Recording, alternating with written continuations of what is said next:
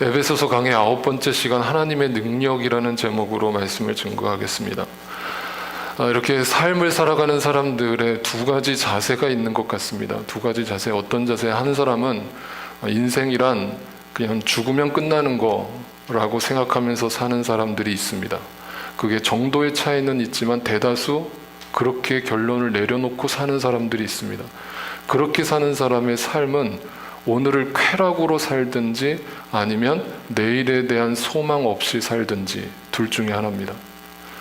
그래서 결국 이렇게 사는 사람들은 마지막 순간에 가서 이렇게 고백합니다. 인생 허무하다. 인생 진짜 허무하구나.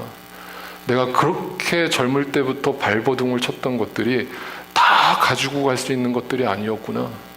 다 내 거라고 생각했는데 이 세상에는 내 것이 하나도 없었구나. 심지어는 자식까지도 내 것이 아니었구나. 허무하구나. 그냥 공술의 공수거구나. 빈손으로 왔다가 빈손으로 가는 거구나. 이러면서 생을 마감하는 많은 분들을 봅니다.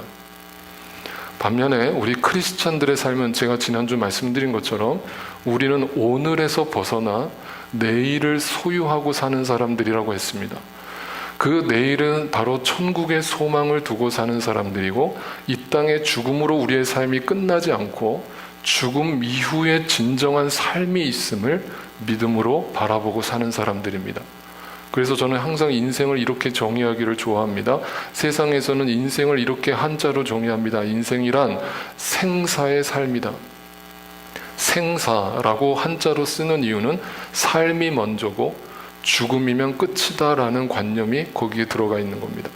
그러나 크리스찬은 생사의 삶을 사는 사람들이 아니라 반대로 사생의 삶을 사는 사람들입니다.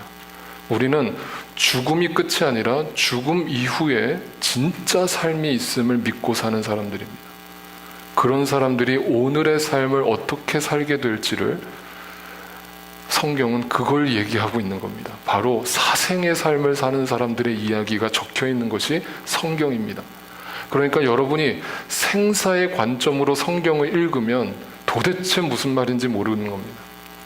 도대체 무슨 말인지 모르겠고 이렇게 사는 사람들이 있나 싶은 거죠. 근데 성경은 분명하게 증언합니다. 지난주 말씀처럼 믿음의 수많은 증인들이 있다고요. 구름같이 허다한 증인들이 그 믿음의 길을 걸었고 그 믿음의 삶을 살았노라고 성경은 증언하고 있고 기독교 2000년 역사는 그걸 증언하고 있습니다. 그렇게 따져놓고 보면 결국 우리는 이것을 발견해야 되는데 제가 책을 읽다가 이런 구절을 발견했어요. 여러분 한번 공감이 되실 거라는 생각합니다. 이런 구절이 적혀 있더라고요. 어리석은 사람은 한평생을 들고 참다운 진리를 깨닫지 못한다. 마치 숟가락이 국맛을 모르듯이. 저는 여기서 갑자기 머리를 땅 누가 치는 것 같았어요. 여러분 한번 생각해 봅시다. 숟가락은 항상 국을 떠먹고 밥을 먹는 중요한 식사 도구입니다. 그런데 숟가락이 그 밥맛을 압니까? 숟가락이 그 국맛을 압니까? 늘 국과 함께 살고 있는 것이 숟가락인데 늘 밥과 함께 살고 있는 것이 숟가락인데 그 숟가락은 밥맛을 본 적이 없습니다. 국맛을 본 적이 없습니다. 제가 이 이야기를 드리는 이유가 있습니다. 많은 사람들이 교회 안에 있으면서도 숟가락으로 머물러 있습니다. 늘 밥이랑 함께 있는데 늘 그 국이랑 함께 있는데 그 맛을 본 적이 없습니다. 그 맛을 본 적이 없습니다. 그러니까 허무한 거예요. 허무한 거예요.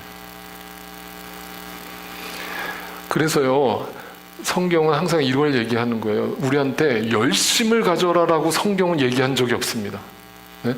열심을 내라. 좀 열심히 좀 살아라. 열심히 좀 믿어라. 하나님 좀 열심히 섬겨라. 봉사 좀 열심히 해라. 이건 다 목사들 말이고요. 성경은 그렇게 얘기한 적이 없습니다. 성경은 뭐라고 얘기할까요? 이렇게 얘기합니다. 우리가 계속 에베소서를 읽고 있잖아요. 지난주 17절, 18절 말씀 다시 한번 읽어보면 우리 주 예수 그리스도의 하나님이신 영광의 아버지께서 지혜와 계시의 영을 여러분에게 주셔서 하나님을 알게 하시고 여러분의 마음의 눈을 밝혀주셔서 숟가락이 아니라 진짜 그 국맛을 보게 해주십시오. 알게 해주십시오. 그러니까 열심을 내라가 아니라 알게 되기를 원합니다예요. 항상 성경의 말씀은 그거예요. 그러면 결국 그것이, 그 밥맛이 뭔지 국맛이 뭔지 모르는 사람은 딱 한 가지, 열심이 없기 때문이 아니에요. 인생을 열심히 살지 않았기 때문이 아니라고요. 알지 못하기 때문이에요. 무지하기 때문이라고요. 알지 못하기 때문에 그렇게 사는 거예요. 알면 그렇게 살 수가 없어요. 제가 다시 한번 말씀드리지만 알면 그렇게 살 수가 없다고요. 모르기 때문에 그렇게 사는 거예요. 네.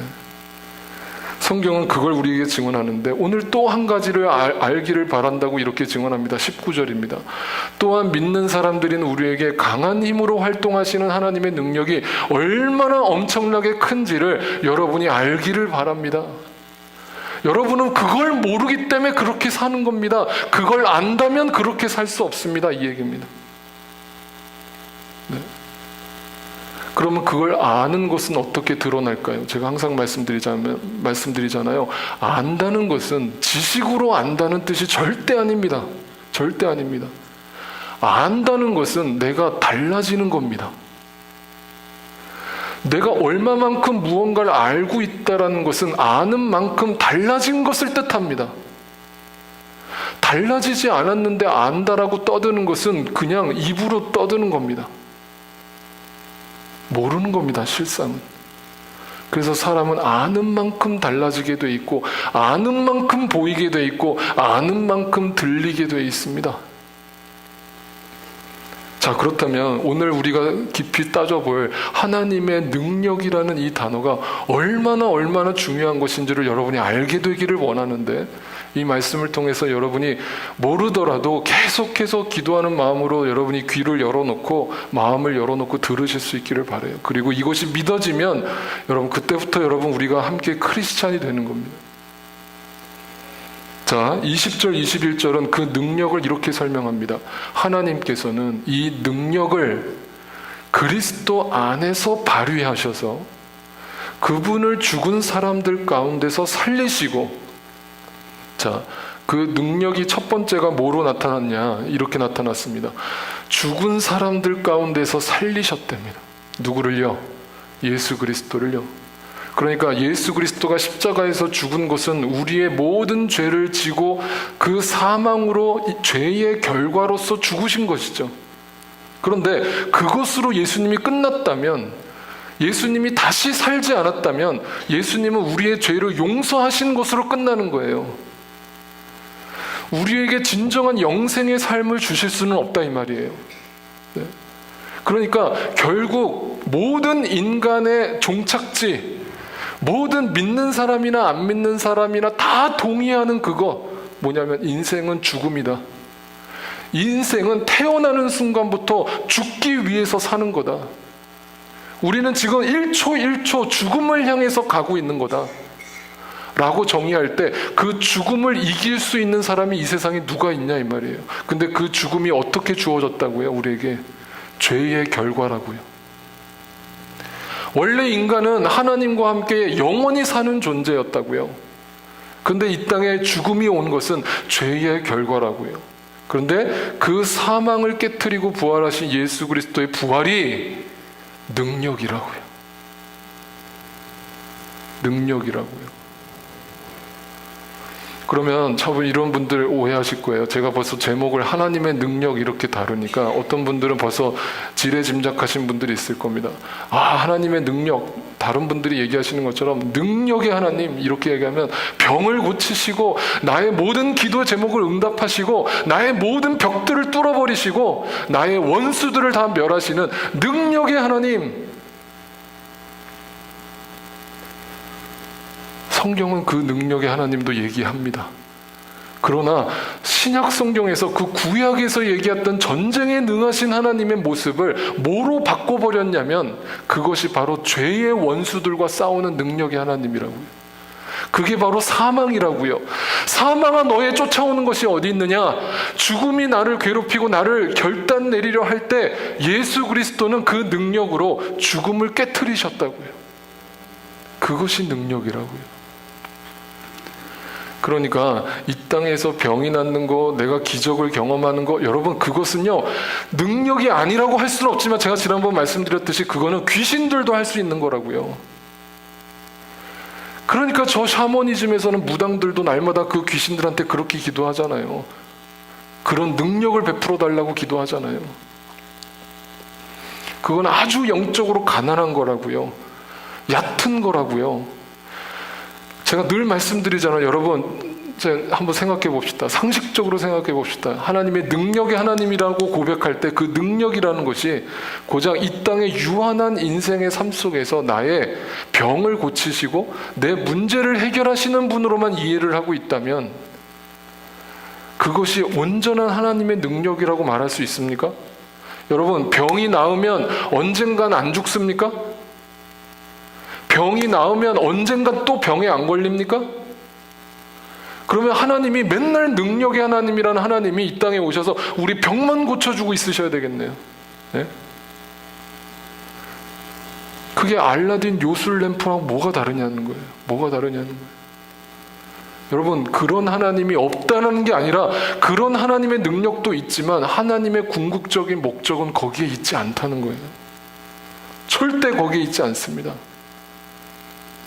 죽음을 깨트리는 능력이라고요. 이것이 여러분 믿어지는 순간 여러분이 그때부터 크리스찬이 되는 겁니다. 자, 두 번째는 뭡니까?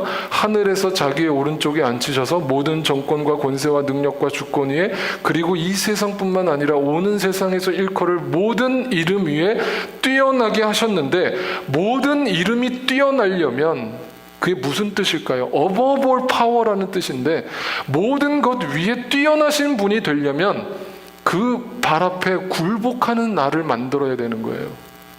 말이 좀 어렵습니다. 그 다음 구절 이렇게 증언합니다.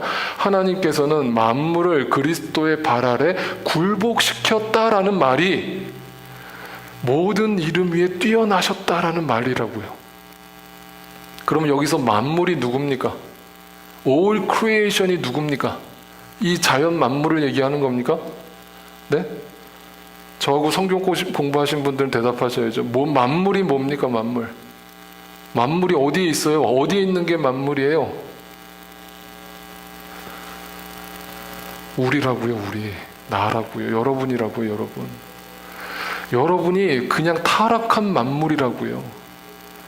그냥 이 땅의 생과 사로 끝나는 사라지는 있다가 사라지는 저 들의 들풀과 같은 그런 타락한 만물로 우리가 존재한단 말이에요.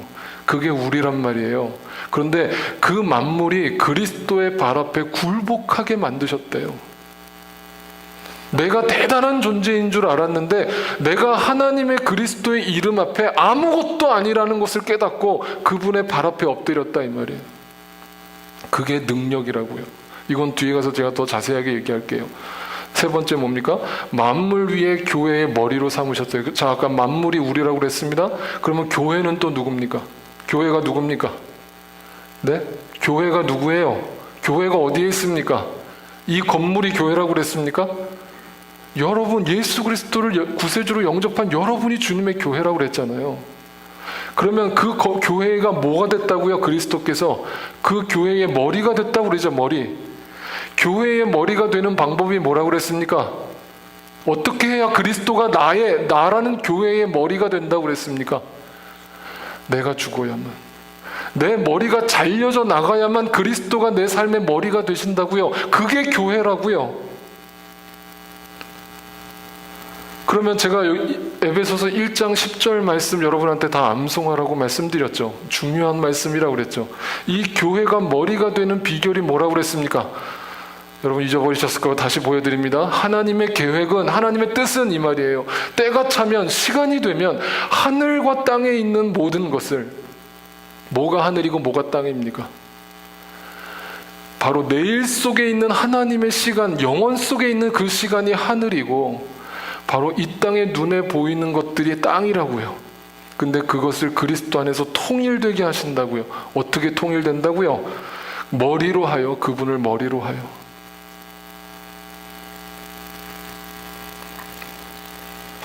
그분을 머리로 하여. 네. 그러니까 교회가 된다는 것은 여러분이 예배당에 오는 것이 교회가 된다는 뜻이 아니고, 여러분의 목이 잘려져 나가 그리스도와 함께 십자가에 완전히 죽어버리고 그리스도와 함께 다시 태어나, born again, 다시 태어나 그분이 내 삶의 머리가 되는 거, 그것이 교회고 그것이 크리스천이라고. 그 사람이, 그 만물이 그리스도의 발 앞에 굴복 안 했습니까? 그 만물이 그 죽음을 깨트리신 주님의 능력을 의지하지 않겠습니까? 그럼 다시 정리합니다. 세 가지 얘기했습니다. 죽은 자 가운데서 살리신 것이 능력이라고 그랬습니다. 만물이 그분 앞에, 발 앞에 굴복시키시는 것이 능력이라고 그랬습니다. 그 만물 위에 교회의 머리가 되시는 것이 능력이라고 그랬습니다. 여기 어디 눈에 보이는 기적이 있습니까? 여기 어디 죽은 자를 살리시는 것이 능력이라고 그랬습니까? 나사로를 살리신 것은 샘플이란 말이에요. 샘플. 그래서 나사로가 죽게 내버려 두셨단 말이에요. 내버려 두셨단 말이에요. 왜? 죽은 자를 살리시는 능력을 알게 하려고, 그걸 모르는 사람들한테 가르쳐 주려고 나사로를 죽게 하셨단 말이에요. 그러니까 때로는 우리의 삶 가운데 하나님이 죽게 내버려 두신다는 걸 여러분이 이해하셔야 된다니까요. 그 죽음을 이해하셔야 된다고요. 그 죽음을 이해한 자만 능력이 무엇인지를 안다고요. 자, 그러면 다시 한번 정리해봐요. 그 능력이 뭐라고 뒤에 정의하는가 보세요. 뒤에 다시 한번 읽어요. 교회는 그리스도의 몸이요 만물 안에서 만물을 충만케 하시는 분의 충만합니다. 이게 도대체 무슨 말이냐고요, 도대체. 그러니까 제가 앞에서 다 설명을 하니까 이제 이 말이 이해가 되는 거예요.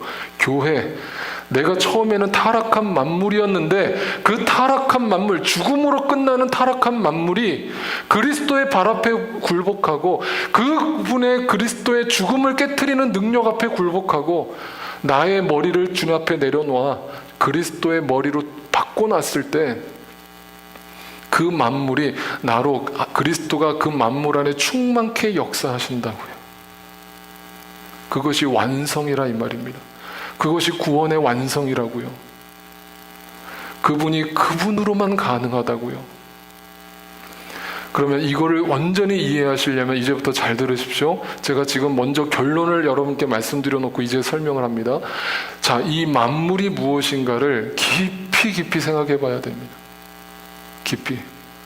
All creation이 바로 나라는 거, 내가 바로 타락한 만물이라는 것을 성경은 어떻게 증언하고 있는가 이제부터 찾아봅니다.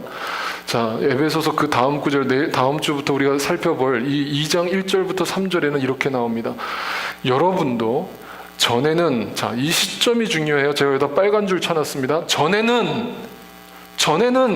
교회가 되기 전에는 이 말입니다. 너희가 타락한 만물일 때는 허물과 죄로 죽었던 사람입니다.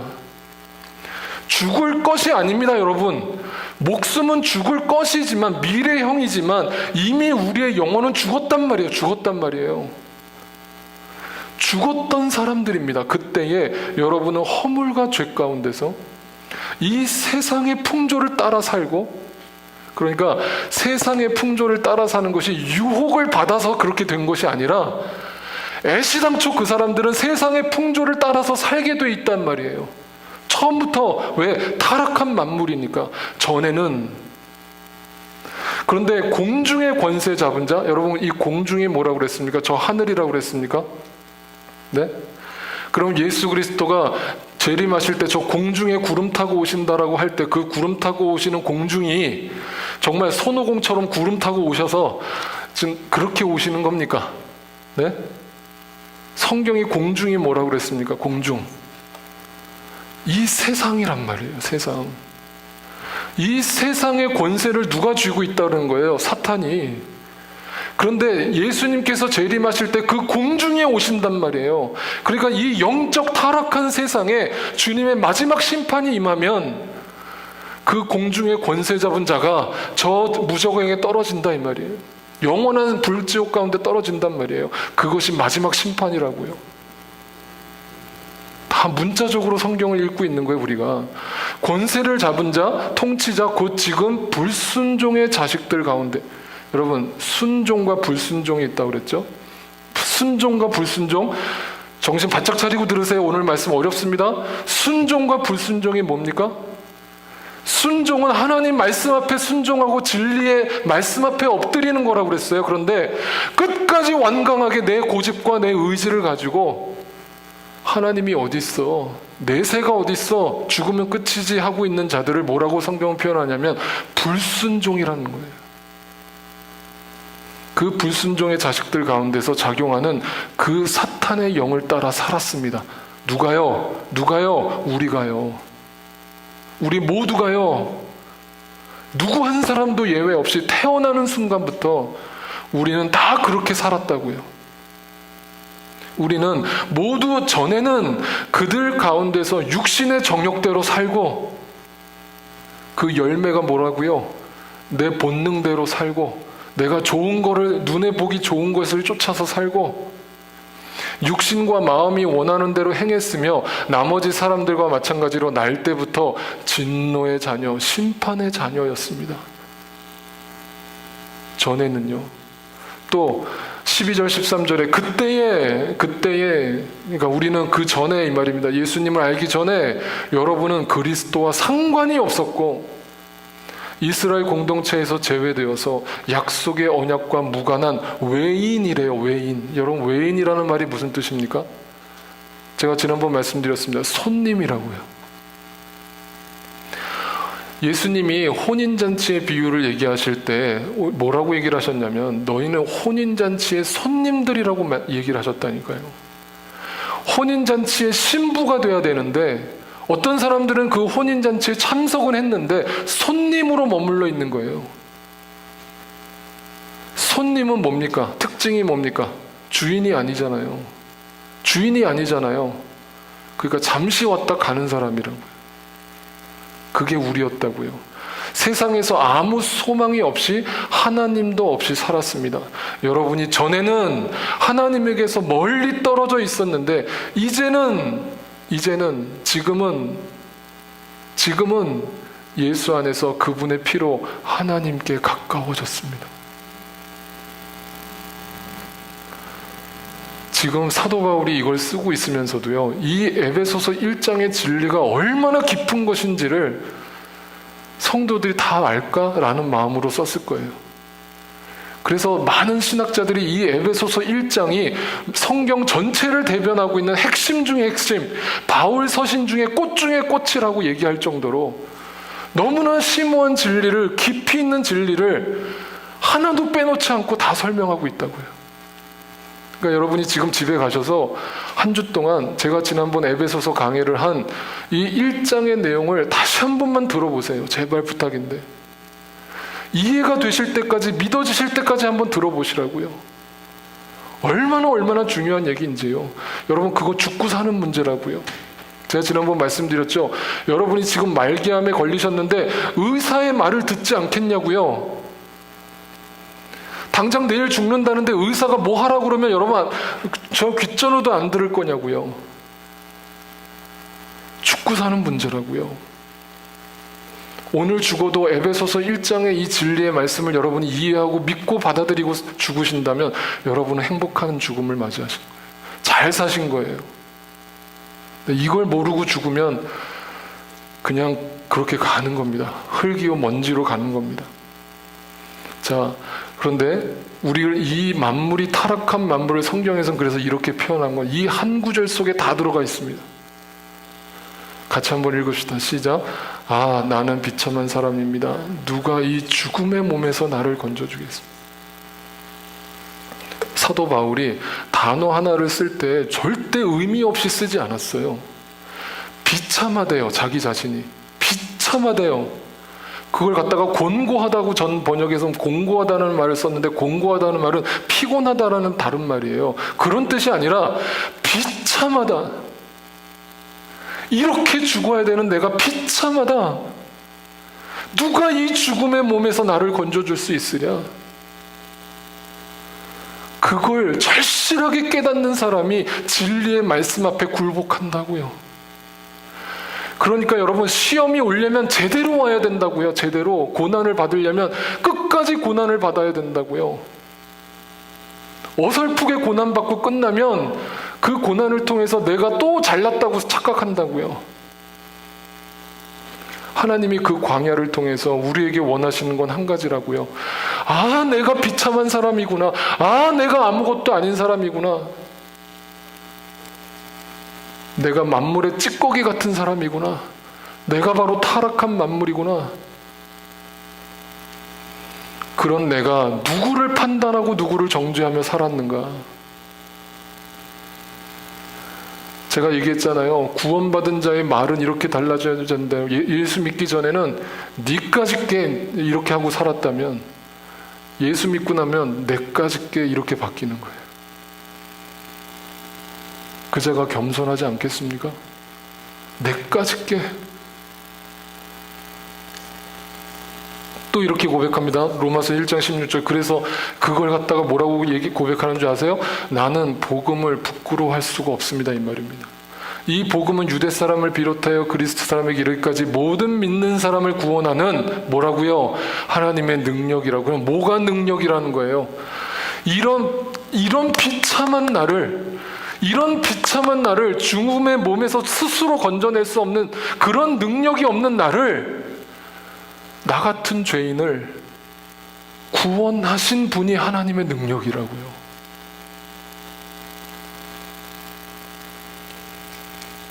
그게 능력이라고요. 그래서 구원은 곧 하나님의 능력이라는 것을 우리는 잊으면 안 됩니다. 하나님의 능력 이렇게 얘기할 때 그것은 나를 구원하신 분이라는 고백입니다. 나 같은 죄인을 구원하신 분, 이겁니다. 그 사람이 은혜로 사는 사람입니다. 은혜 아니면 살 수 없다고 고백하는 사람입니다. 그 자가 겸손한 자가 됩니다. 데살로니가 전서에서는 이렇게 얘기했습니다. 우리는 여러분에게 복음을 말로만 전하는 것이 아니라, 잘 들으세요, 어떤 사람들은 그 복음을 입으로만 전한다, 이 말이에요. 이 말은 다른 말로 하면 지식으로만 복음을 이해하고 있다, 이 말이에요. 저 인생의 밑바닥까지 떨어지지 않았어요. 그래서 내 실체를 아직도 보지 못했어요. 내 민낯을 보지 못했다고요. 스스로 자기를 방어하고 포장하느라 정신이 없어요. 정신이 없어요. 여러분, 오늘 많은 분들이 이렇게 오해하시더라고요. 저를 보고, 유 목사님, 목사님요 너무 매사에 진지하신 것 같아요. 목사님 조금 캄다운 하세요. 너무 진지하세요. 여러분, 저를 모르셔서 그래요. 제가 얼마나 릴렉스하고 제가 그 융통성 있고 사람들 마음을 이해하는 사람인지 여러분, 저하고 가깝게 지내시는 분들 저를 알 겁니다. 그런데요, 숟가락으로 만들 수는 없는 거예요, 여러분을. 제가 이렇게 여기서 외치는 심정은 그 심정이라고요. 여러분을 숟가락으로 만들고 싶지 않다고요. 그 밥맛을 보게 만들고 싶다고요. 그게 제 힘으로 되는 것도 아니지만 그런 안타까운 마음으로 저도 여기서 설교하는 거라고요. 그래서 그 복음은 절대 말로만 전하는 게 아닙니다. 능력이라고요. 능력. 나를 변화시키고 나를 그 죽음의 사망에서 건져내시는 실질적이고 구체적인 하나님의 능력이라고요. 그걸 아는 사람이 크리스찬이 되는 거예요. 자, 그리고 나서 이 능력이 바로 그걸 얘기하고 있는 거예요. 자, 그 능력이 뒤에서 이렇게 설명합니다. 여러분은 많은 환난을 당하면서도, 자 보세요. 그 능력이 나를 어떻게 변화시켰어요? 나를 구원하신 그 추상적으로 들리는 그 복음의 능력이 나를 실질적으로 어떻게 변화시켰냐고요. 여러분은 많은 환난을 당하면서도, 환난이 없다고 그랬어요? 예수 믿는 사람들한테 환난이 없다고요? 순 거짓말입니다. 순 거짓말이에요. 성경은 분명히 예수 잘 믿어도 환난이 온다고 돼 있어요.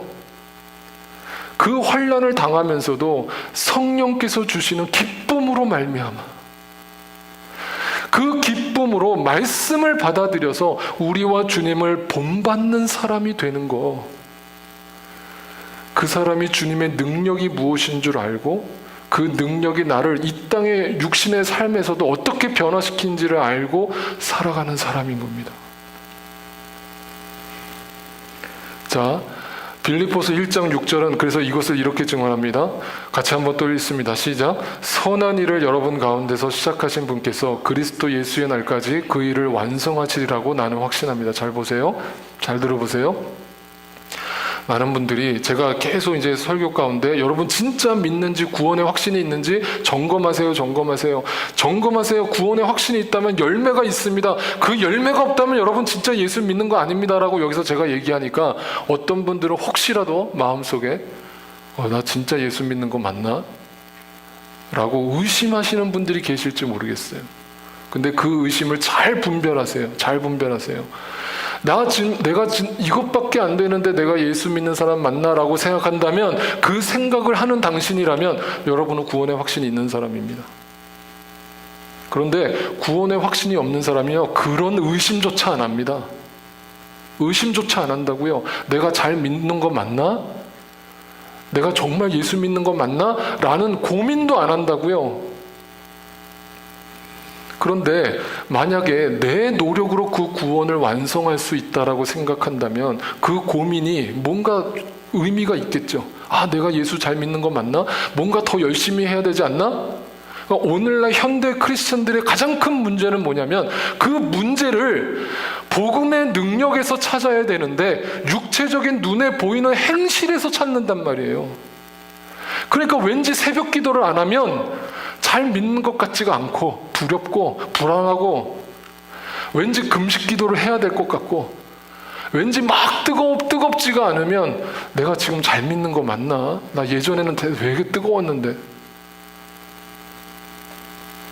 그러니까 그 구원을 누가 이루고 있는 거예요? 그 말을 하는 사람은. 내가 이루고 있는 거죠. 내가 노력해서 얻을 수 있는 거라고 생각하잖아요. 아니라고요. 여러분, 열심으로 놓고 따져본다면요, 제가 여기 여러분들의 개인적인 과거를 다 모르지만요, 저희 와이프가 증언하는 것이 있어요. 와이프가 증언하는 건 뭐냐면 제가 20대 때 전도사가 되고 전도사 생활을 하면서 어떻게 예수를 믿었는가를 제가 돌이켜보면, 제가 지난번 한번 설교 중에도 잠깐 말씀드렸어요. 저는 완벽하게 율법주의의 삶을 살았다고요. 제가 완벽하게라는 표현을 썼습니다. 어느 정도였냐면 새벽 기도 나가는 거는 당연하거니와 교회에서 먹고 자고 했습니다. 저 교회를 떠난 적이 없어요. 교회에서 사무실에서, 그 비좁은 사무실에서 새우잠 자고, 그리고 또 새벽 3시 반에 일어나가지고 다 예배당 청소하고, 그리고 다 성도들 기다리고, 그리고 제가 학교가 대전 침례신학교잖아요. 대전인데 사역하던 교회는 서울 목동이었어요. 그러면 새벽 기도를 제가 인도해서, 담임 목사님이 부흥 강사셔가지고 자꾸 출타하시니까 거의 제가 다 설교를 했어요. 그럼 어떻게 합니까? 새벽 예배 인도하고 한 5시 반, 6시에 끝나면 바로 아침도 못 먹고 차를 타고 또 대전에 내려가서 9시부터 시작되는 수업을 듣는 거예요. 그럼 수업이 한 3시 반, 4시에 끝나면 또 차를 타고 서울에 올라와요. 그리고 거기서 사무실에서 자고 또 아침에 또 새벽 기도 인도하고 또 내려가고, 이거를 매일 했다고요. 매일. 7년 동안. 그때가 20대니까 그렇게 살았겠죠, 여러분? 지금 여러분 20대 계시는 여러분 계신가? 한번 그렇게 살아보시라고요. 제가요, 완전 율법주의였어요. 그렇게 해야만 예수 잘 믿는다고 생각했어요. 근데 제가 진짜 말씀에 눈이 열리니까요, 그것들이 전부 다 자기 위안이었다는 걸 알았어요. 그 구원을 내가 이루려고 했다라는 걸 알았어요. 뭔가 불안하니까 자꾸 뭔가를 해야 된다라는 자꾸 조바심이 드는 거예요. 근데 성경은 분명히 얘기합니다. 그 선한 일을 누가 시작하셨다고요? 그리스도께서 내 안에 시작하셨대요. 중요한 단어가 뭐예요? 시작하셨다고요. 그 선한 일을. 그 선한 일이 뭐예요? 착한 일이에요? 남을 구제하는 일이에요? 그건 안 믿는 사람들 다 한다고 그랬잖아요. 선한 일이 뭐예요? 굿띵이 뭐예요? 나를 구원하시는 거라고요. 그것을 내 안에서 시작하신 분이 주님이라고요. 내가 아니라고요. 그러면 내가 그걸 완성할 수 있어요? 아니요. 그분이 완성하신다고. 그분이 완성하신다고요. 나는 그냥 목이 딱 붙잡혀서 끌려가는 거예요. 종이라고요. 근데 그 진리를 알고 나면요, 자유함이 와요. 진리가 너희를 자유케 하리라. 율법주의에서 벗어나 하나님의 영으로 만족되고 그 만물을 충만케 하시는 하나님의 능력을 날마다 경험하는 자는 뭘 하지 않아도 주님께서 내 안에 이루시는 일로 인해서 감사가 나오고 찬양이 나오고 그런 거예요. 갈라디아서에서 그래서 이렇게 얘기합니다. 선한 일을 하다가, 자, 이 구절을 갖다 여러분 뭐라고 오해를 하셨어요? 여러분, 이 땅에서 교회에서 봉사하다가 낙심하지 마세요. 뭐 충성 봉사하다가 낙심하지 마세요. 그 뜻이 아니라고요. 아니라고요. 선한 일이 뭐라고요? 아까 말씀드렸죠. 그 구원을 이루어가는 과정, 성화의 과정을 우리가 지금 살고 있는데, 그 과정에서 때로는 내가 지금 잘 믿는 거 맞나? 내가 정말 예수님과 함께 살고 있는 거 맞나? 라는 의심이 들어서 낙심할 때 성경은 뭐라고 얘기하냐면, 낙심하지 마십시오. 지쳐서 넘어지지 아니하면 때가 이룰 때가 뭐예요? 그 주님이 나에게 이루시는 그것을 보게 될 거라는 거예요. 주님이 나의 구원을 완성하실 거라고요. 요한일서는 이걸 이렇게 얘기합니다. 같이 한 목소리를 읽습니다. 시작. 자녀되는 여러분은 하나님에게서 난 사람들이며 여러분은 그 거짓 예언자들을 이겼습니다. 여러분 안에 계신 분이 세상에 있는 자보다 크시기 때문입니다. 이거를 여러분 알기를 원합니다. 알기를 원합니다. 하나님을 초라한 하나님으로 만들지 말라고요. 여러분의 지식보다 지식이 덜한 그런 무식한 하나님으로 만들지 말라고요. 유다서는 그래서 이렇게 증언합니다. 또 같이 읽습니다. 시작. 여러분을 넘어지지 않게 지켜주시고 여러분을 흠이 없는 사람으로 자기 영광 앞에 기쁘게 나서게 하실 능력을 가지신 분, 곧 우리의 구주이시며 오직 한 분이신 하나님께 영광과 위엄과 주권과 권세가 우리 주 예수 그리스도로 말미암아 영원 전에와 이제와 영원까지 있기를 빕니다. 아멘. 뭐가 능력이라고요? 내 안에 그 선한 일, 구원을 완성하실 분, 나 같은 죄인을 죽음에서 건지신 분, 나 같은 타락한 만물을 주님의 그리스도의 발 앞에 굴복시키신 분, 그분이 능력의 하나님이라고요. 그러면 오늘 본문을 다시 한번 읽어봐요. 근데 그 능력이 과거형으로 끝나냔 말이에요. 네? 과거형이란 말이에요. 미래형이냔 말이에요. 뭐라고 돼 있습니까? 뭐라고 돼 있어요? 그 과거의 하나님의 능력이에요? 미래에 나타날 하나님의 능력이에요? 아니요, 정확하게 돼 있죠. 강한 힘으로 활동하시는 하나님의 능력이 얼마나 큰지를, 저는 이 말이 너무너무 감동스러운 거예요. 워킹 파워라는 거예요. 이걸 날마다 경험하는 자가 크리스찬이라는 거예요. 나에게 활동하시는 하나님의 능력이 있는지, 그것을 거기에 초점을 두고 살아갈 때 우리는 결국 이걸 알게 되는 거예요. 뭐라고 얘기합니까? 그 활동하시는 하나님의 능력은 누구를 통해서 주어집니까? 이자에게 주어집니다. 믿는 자들에게. 이것을 믿는 자들에게 활동하시는 하나님의 능력이 나타난다고요. 그거를 여러분이 알기를 바랍니다. 열심을 가지려고 하지 마십시오. 그러다가 또 지칩니다. 그런 열심이 아니라 알기를 바랍니다. 아무리 숟가락에 열심히 밥을 퍼날라도 밥맛을 볼 수 없습니다. 그 밥맛, 국맛을 보셔야 됩니다.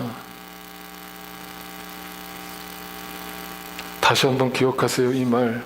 마치 숟가락이 국맛을 모르듯이 살고 있는 건 아닌가?